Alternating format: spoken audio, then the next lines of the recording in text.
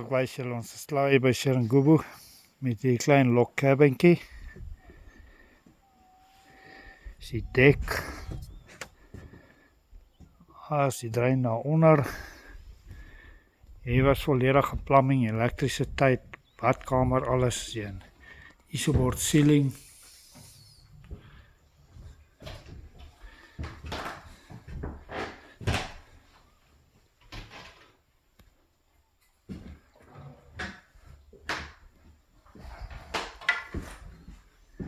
Badkamer, stort, toilette,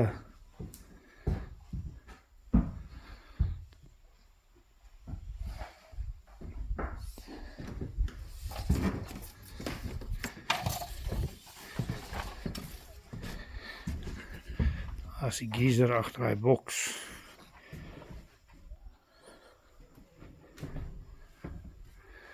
stoorkamertjie.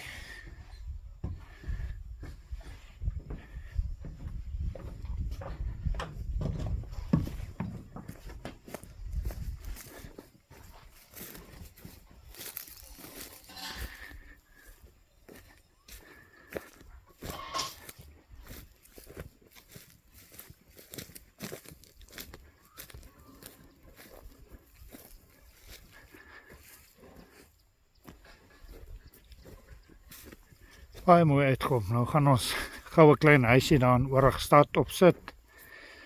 En dan gaan ons 'n 2 slaapkamer huis in Lynenburg doen. En dan kom ons terug Seringubu toe vir 2 eiframe huise.